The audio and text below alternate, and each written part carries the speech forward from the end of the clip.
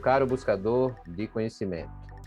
Aqui é o professor Fernando Pontes e hoje estamos aqui no canal TV Pilates para falar um pouco do conceito de arte. Um pouquinho também sobre a artista Marilá Dardot e também a arte contemporânea. Fique conosco, aproveite e já se inscreva em nosso canal.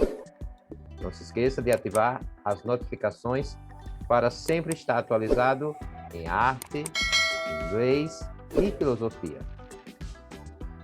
Começamos aqui com a artista contemporânea Marilá Dardot. Nasceu em Belo Horizonte no ano de 1973. Sua obra, A Origem da Obra de Arte, é uma instalação que você pode visitar no Instituto Inhotim, que é considerado o maior centro de arte ao ar livre da América Latina, localizado em Brumadinho, estado de Minas Gerais. Esta obra propõe a composição de palavras ou frases a partir de vasos de cerâmica, em formato de letras. Junto aos vasos ficam utensílios de plantio, terra e sementes, pois quem visita a obra pode criar palavras, tocar os vasos ou mudar de lugar. Bem, pessoal, observamos que essa artista trouxe uma inovação para a arte, dentro da arte contemporânea, que veio modificar e quebrar todos os paradigmas, relacionados aos conceitos clássicos de arte. Essa artista traz uma ideia de poder mexer com todo o contexto e, a partir dali, formar novas palavras, formar novos contextos, a partir dos elementos que estão à sua volta. Ou seja, é uma arte totalmente interativa. Vimos que, ao longo da história das sociedades, diferentes formas de fazer arte foram se desenvolvendo. Materiais, temas, ferramentas, e isso acontece porque o fazer artístico está relacionado à cultura de cada época. Conhecimentos, crenças, moral, leis, costumes, entre outros aspectos.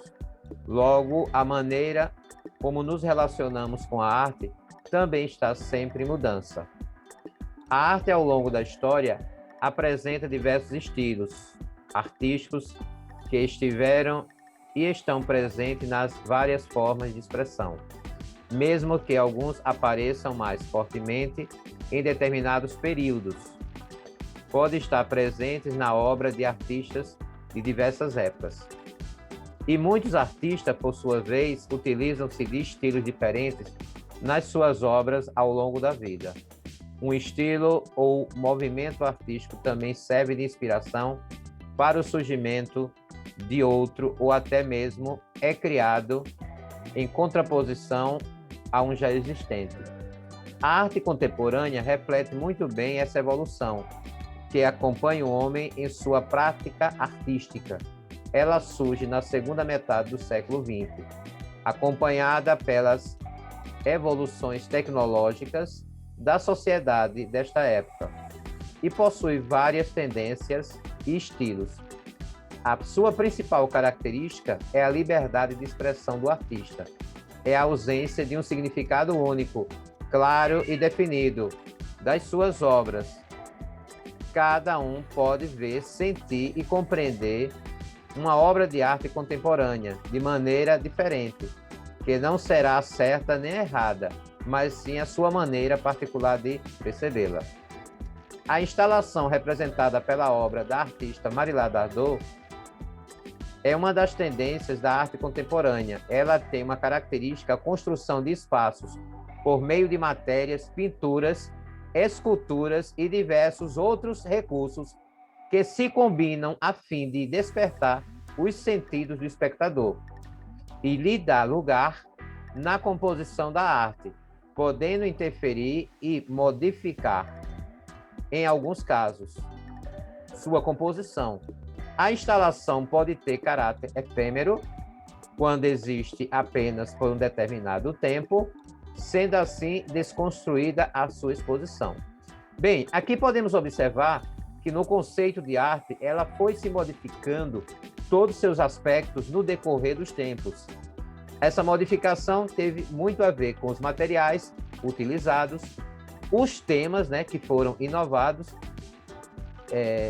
isso a partir principalmente da arte moderna e se transformando totalmente nessa arte contemporânea atual, e também todos os valores artísticos que rodeiam esse tipo de arte. E aqui destacando novamente a artista Marilá Dardot, que traz um novo conceito de arte a partir dessa tendência contemporânea, né? Essas características através de materiais, através de pinturas, através de esculturas e através de todos os aspectos inovadores que esta arte contemporânea traz. Vamos ver muito isso a partir da contemporaneidade. É possível observar que esses elementos, eles são elementos que podemos aproveitar daquilo que está à nossa volta. É como a gente pegar elementos reciclados, por exemplo, e poder, a partir daí, construir outros elementos, outras informações relacionadas à arte. E esse contexto, essa instalação que a gente tem, essa instalação artística, ela pode ser de caráter efêmero, ou seja, quando vamos expor por um determinado período, ou pode ser algo mais fixo, algo que vai ficar ali exposto dentro daquele cenário que nós aproveitamos elementos que estão à nossa volta, elementos que podem ser reciclados e transformado em um novo conceito. Outras tendências da arte contemporânea. Vic Muniz cursou publicidade na Fundação Armando Álvares Penteado, em São Paulo. Mudou-se para Nova York em 1983, onde reside e trabalha. Após um breve período ligado à escultura, passou a dedicar-se ao desenho e, sobretudo, à fotografia. Trabalha com séries de fotografias, na maioria das vezes reproduções de obras de artes reconhecidas, que recriam materiais diversos, como papéis perfurados, algodão, recorte de revistas, chocolate líquido, açúcar ou poeira. Muniz busca na fotografia a expressão para as questões de representação da realidade, ligando-a ao desenho e à pintura, de forma não convencional.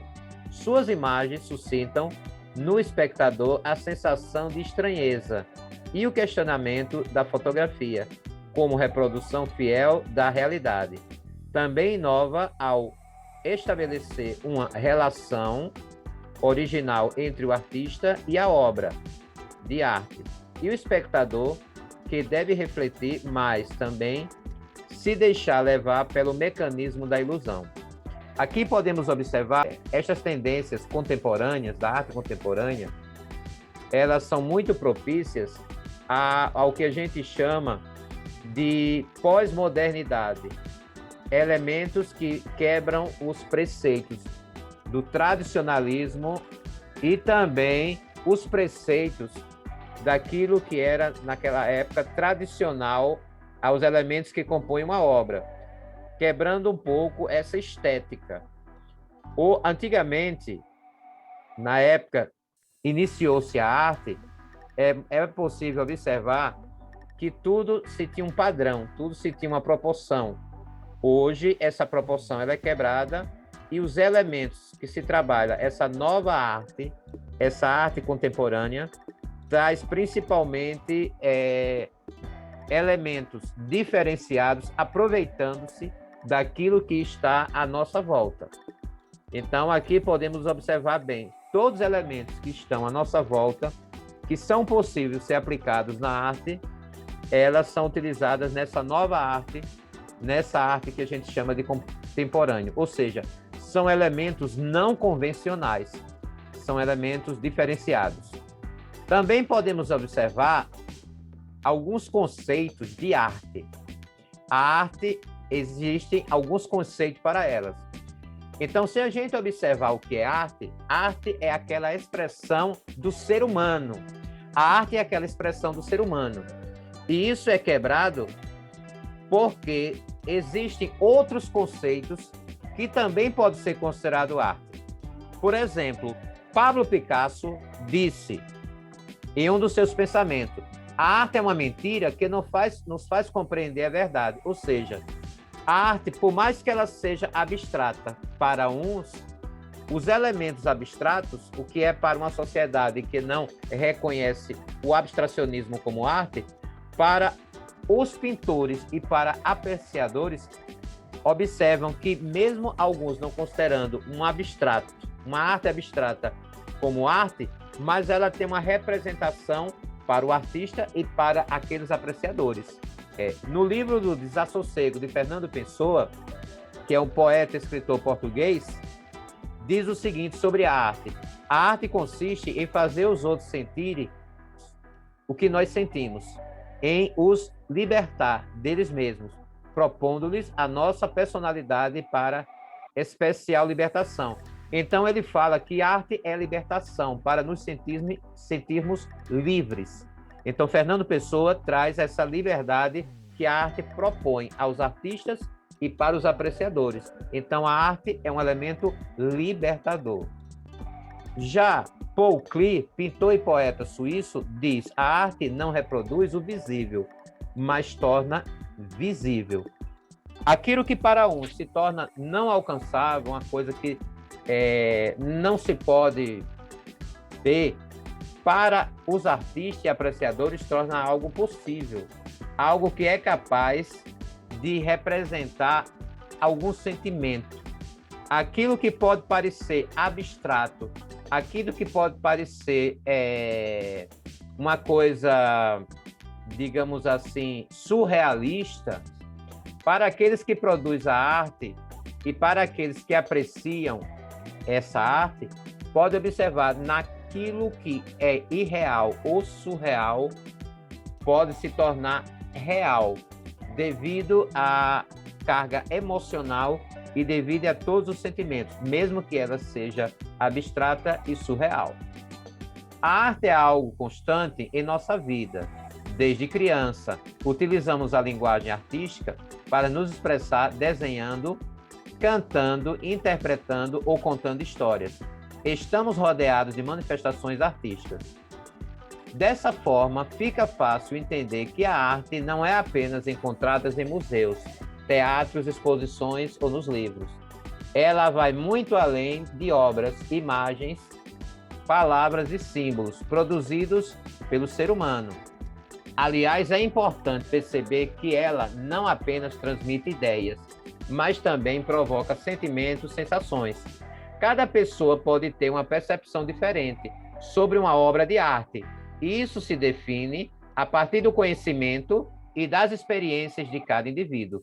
Então, vimos aqui que desde criança fazemos arte. Por exemplo, quando uma criança se fala que está fazendo alguma trela, que está fazendo alguma travessura, isso faz parte da arte. Então, desde cedo, essa criança, ela pega uma folha, vai fazer um desenho, mesmo antes de entrar na escola. Então, ela tem contato com a arte, nas danças, nos desenhos que elas fazem, nas travessuras. Tudo isso faz parte do contexto artístico. E aí observamos que, com o passar do tempo, isso vai evoluindo e aquelas pessoas que têm esta tendência artística, elas vão se aperfeiçoar dentro desse universo da arte. Também podemos observar o seguinte elemento. Em 1840, na França, nasceu Claude Oscar Monet, ou seja, o Claude Monet. Quando criança, gostava muito de desenhar e na escola fazia caricatura dos professores. Era considerado por eles e por seus pais um menino muito disciplinado. Em sua adolescência já ganhava dinheiro com seus desenhos, até que um dia conheceu Eugène Bourdin e se tornou o seu grande amigo. Foi Bourdin que incentivou a pintar com ele, né? Também aprendeu técnicas de pintura ao ar livre, assim fortalecendo a sua ideia de pintor. Monet segue para Paris, matriculando-se na Academia Suíça, onde conheceu Camille Pissarro e Gustave Courbet, que também estavam no início de suas carreiras, considerado um impressionista puro. Casou-se e experimentou anos de extrema pobreza pela falta de sensibilidade de muitos para compreender o seu estilo artístico. Alugou uma casa em Giverny, na França, e desenvolveu uma outra atividade, cuidar de jardins. Assim passa novamente a retratar paisagens, fonte inspiradora de sua carreira, tendo como tema preferido o seu próprio jardim. Em 1923, quase cego, é operado de catarata, passa a usar óculos e suas obras ficam cada vez mais abstratas e solitárias. Monet morreu em 5 de dezembro de 1926, na cidade de Giverny, lugar onde construiu seus belos jardins. Então, aqui podemos observar um pouco de Monet, um pintor impressionista, aonde nesse universo todo, os impressionistas têm uma tendência a trabalhar com a natureza, os elementos da natureza. E aí ficou fácil para Monet, porque mesmo depois que ele, devido a problemas financeiros, porque não era compreendido em suas obras e praticamente não vendia quadros, não ganhava dinheiro com isso, teve que trabalhar com jardins. E mesmo assim, mesmo trabalhando com jardins, não deixa de trabalhar com as obras de arte e aproveita para conciliar e relacionar o trabalho dos jardins, que é um elemento natural, com as pinturas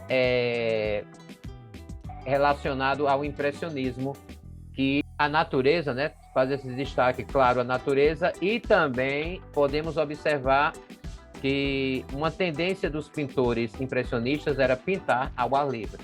Então, podemos observar outro pintor que merece destaque, é o pintor Auguste Renoir. Foi um pintor francês, impressionista também, né, igual a Monet, de maior popularidade. Seus quadros representavam a alegria do cotidiano da cidade de Paris. Seus temas preferidos eram a figura feminina, os personagens do cotidiano e a natureza morta. A natureza morta é um tipo de pintura representada por seres inanimados, com objetos, frutas, flores, vasos, em um contexto onde não demonstram mais vida, a continuidade da vida. Por exemplo, se tivermos uma foto de uma árvore, de frutas na árvore, temos aí uma natureza viva. Mas se essas frutas, essas verduras, essas flores estiverem numa mesa, não demonstram uma continuidade mais relacionada à vida, porque a tendência para esses elementos é morrerem, né?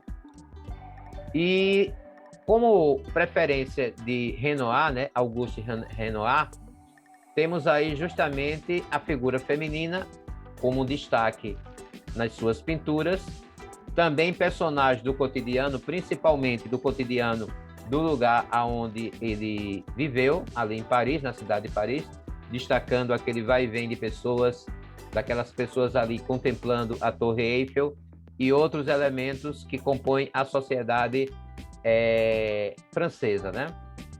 E também a natureza morta, aonde são elementos inanimados. A expressão artística é inerente ao homem e o registro dessa relação data dos tempos mais remotos. Podemos observar ao longo da história da humanidade evidências que comprovam essa afirmação e colaboram com a compreensão do homem e sua relação com a arte.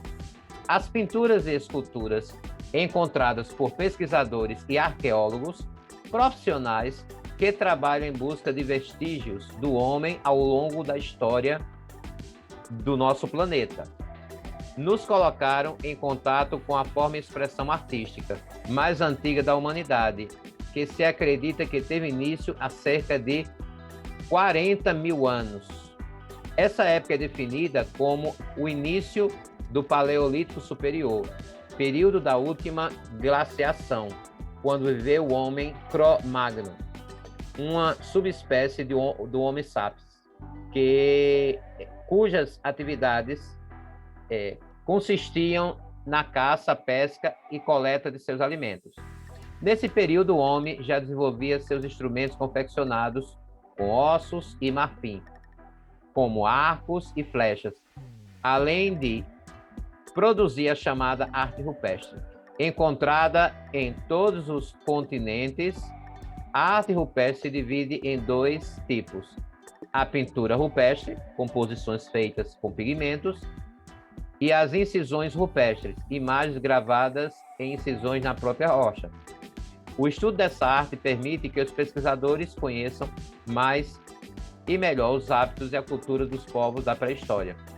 A denominação arte rupestre engloba as representações artísticas, desenhos, símbolos e sinais feitas em paredes, tetos e outras superfícies de caverna, abrigos rochosos ao ar livre. O homem desse período também se expressa por meio de esculturas em madeira, ossos e pedra. No geral, exibiam representações de plantas, animais, pessoas no período que viviam e imagens do seu cotidiano, tais como rituais, danças, caças, alimentos, etc. Como material para a produção das pinturas, eram utilizados elementos da natureza, como sangue de animais, pedaços de rochas, ossos, argilas e saliva. Bem, aqui observamos o início, na época da pré-história, onde encontramos as pinturas rupestres. Aqui vemos uma subdivisão. A arte rupestre, que é as primeiras pinturas aonde se aplicava os pigmentos na caverna, e as incisões, aonde eram feitas gravações em rochas, utilizando elementos que tinham à volta, né? Podemos observar que eles utilizavam da madeira, dos ossos, de sangue de animais, para argila, né? Argila, saliva, e as próprias rochas como base para essa representação das pinturas rupestres. Então, podemos observar aí que o conceito de arte é justamente isso. A arte trouxe algo inovador para o ser humano. O homem, desde que se tende, né, desde os primórdios, já fazia arte. E a partir dessa arte primitiva, podemos observar uma evolução com a arte contemporânea, trazendo os novos conceitos. Ficamos por aqui, espero que aproveite aí dessa aula, espero que tenha gostado e nos encontraremos na próxima aula, se assim o Senhor nos permitir.